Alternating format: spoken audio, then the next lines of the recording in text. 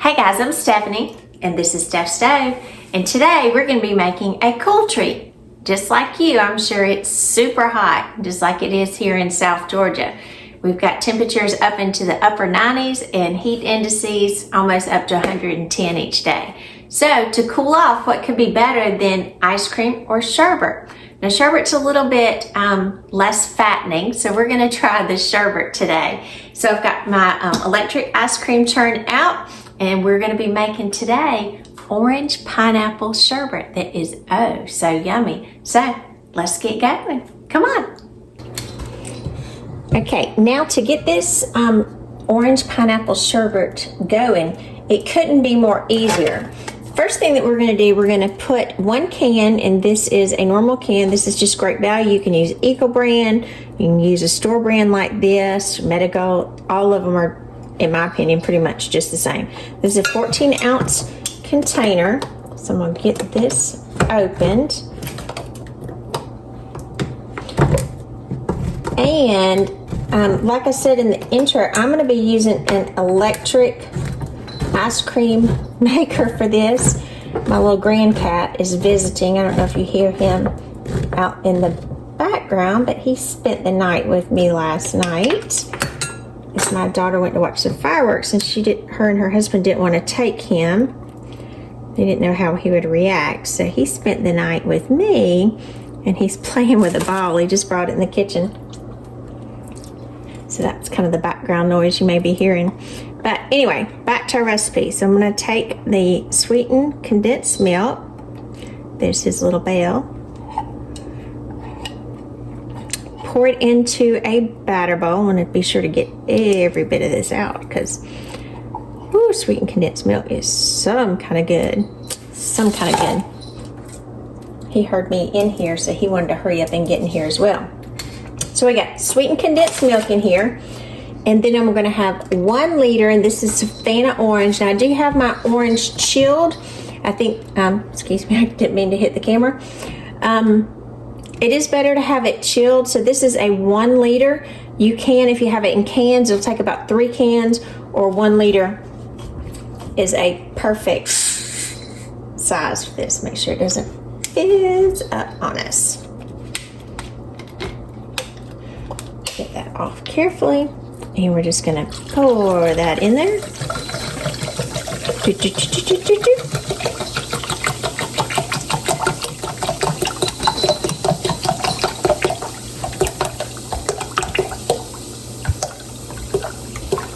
In it goes.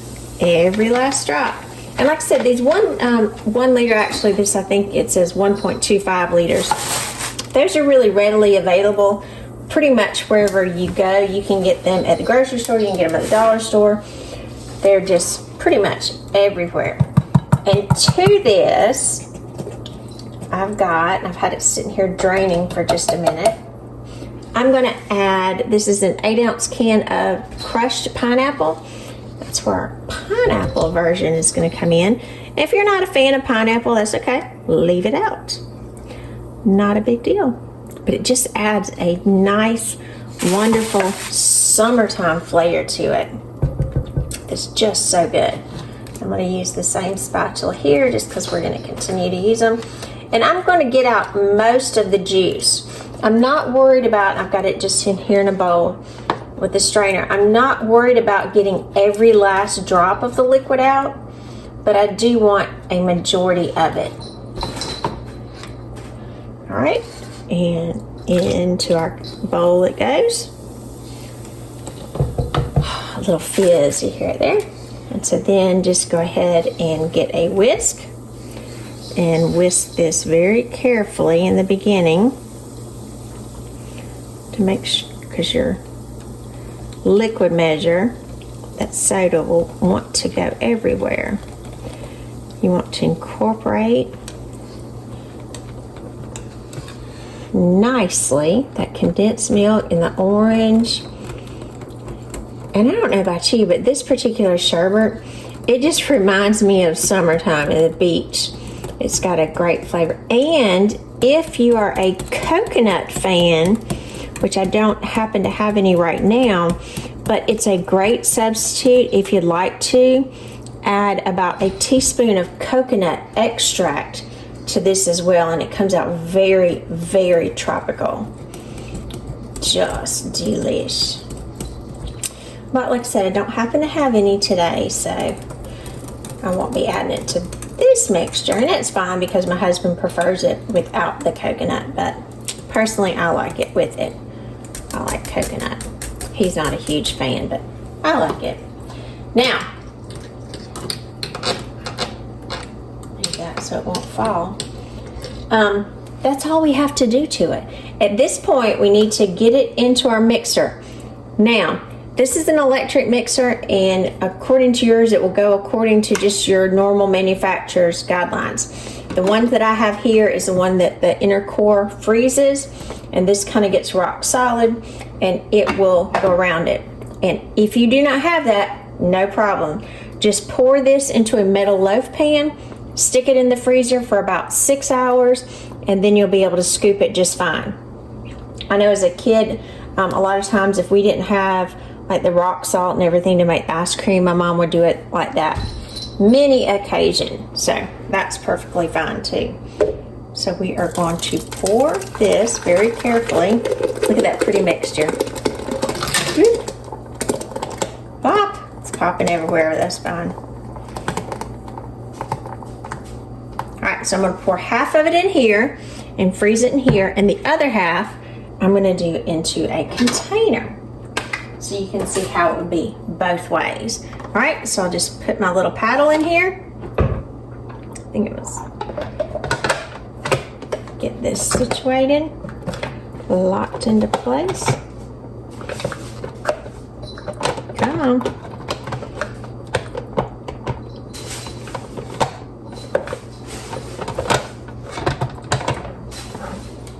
There we go. It's kind of hard sometimes to find those little grooves. And turn it on and let it do its thing. And again, this will kind of go according to manufacturer's guidelines on it. It may take anywhere up to 10, 20, 30 minutes, just as long as it's continuing to churn it, and it will freeze as it churns. So we're gonna let this one go. We're gonna pause real quick and get this one in a container. Alrighty, like I said, for the remainder, half of it I put in here because my little electric ice cream maker is rather small.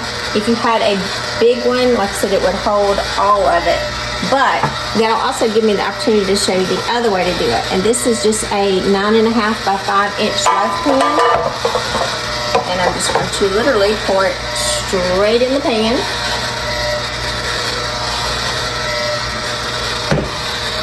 And this, I'm going to pop in the freezer for about 6 hours.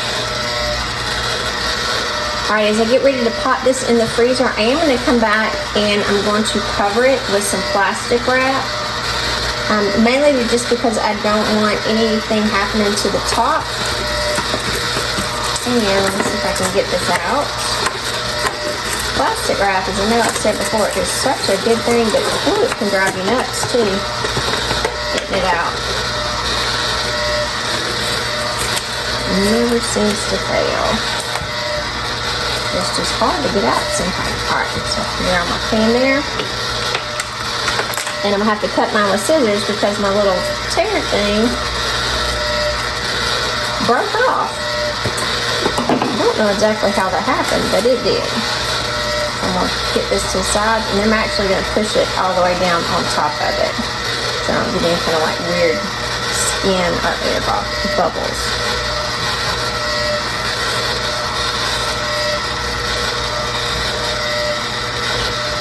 Down a little bit. Alright, now it's ready to go in the freezer.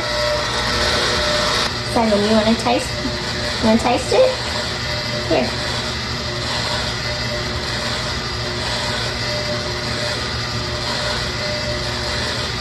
Salem says that stuff is really, really good. Green Cat approved.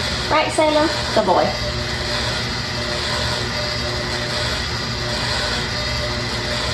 Don't bite my finger. That's good, isn't it, baby? Ah. I better stop there. His mama might get on to me. Alrighty, my little ice cream maker here has been going for about 20 minutes, and I'm going to stop it and take this off and check it. Now, one thing about this little electric mixer, and yours may be the same too, this does not freeze firm like an old-fashioned churn does. So what I'm going to do at this point is stop it. Once it starts getting, I would say, to an ice cream type look, and then I'm going to transfer it over to a plastic container here. So I will very carefully try to pour this out. And so you can see it is a very frozen, slushy type mixture at this point. And that's about my little mixture, about as cold as it gets it. At this point, we're going to need to transfer it to the freezer for it to firm up a little bit more, but we've got that icy consistency. So I've got a piece of plastic wrap that I'm going to put over it. Again, I'm going to kind of put it over the top. I don't want any extra air or anything on it. I'm going to put the lid on. It's my famous lock and lock. And I'm going to put this in the freezer and check it back in about 2 or 3 hours, and it should be the perfect consistency. Alrighty guys, it's been about 6 hours since I've had the one pan of ice cream or sherbet into the outside freezer for it to get nice and firm. Now the other container, remember, we run in our electric ice cream churn. And I do think because it is so hot and so humid that it was struggling today, the electric ice cream churn. So after a little while, I did stop it after about 20 minutes after it firmed up just a little bit, and then put it outside in the freezer for it to firm up.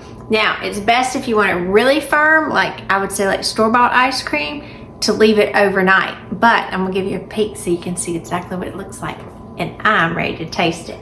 So I'm gonna get a pot holder because this is extremely cold, as you can see, because metal conducts heat and cold very efficiently and much easier. So this actually, in my opinion, is the best way to do it, kind of like my mom used to always do, because it gets it even colder. I'm gonna take the plastic off, and so you can see, and you can see it right there, nice and yummy. Now, and I'll unlock this one and show you as well. Now this one just does need even more time to set up, but it's still just as good. And this is more like you would, at this point, like you would have it soft churned ice cream. So it does need just a little bit longer, but the taste is still some kind of good. So I'm gonna scoop this one out so you can see. I'm gonna scoop it into a bowl over here. So I'll give you a little scoop up here so you can see. See, look at that. I'll put this in a bowl. Get another big honking chunk. Look at that. Just perfect. Perfect, perfect. I had it sitting here to the side, so check that out. Super. Listen to that little ice crystals in there. Super, super yummy. And if you look up close, look how good that looks. So I'm going in, this stuff is good.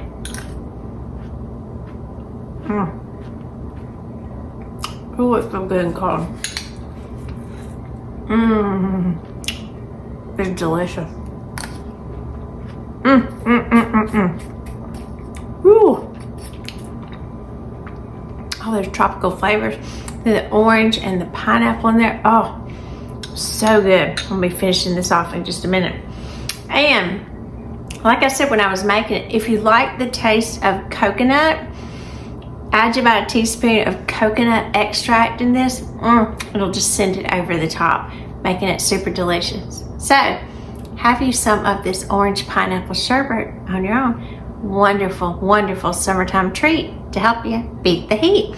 So remember, I'm Stephanie and this is Steph Stove. Give us a thumbs up. Click that subscribe button for more great content like this. And remember, Steph Stove, we're making memories. one dish at a time. I do hope you enjoy this. I'm going to.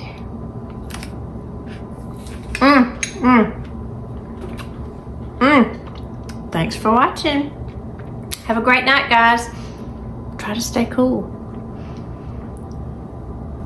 All right, guys. Today I have my super great friend here, Mike.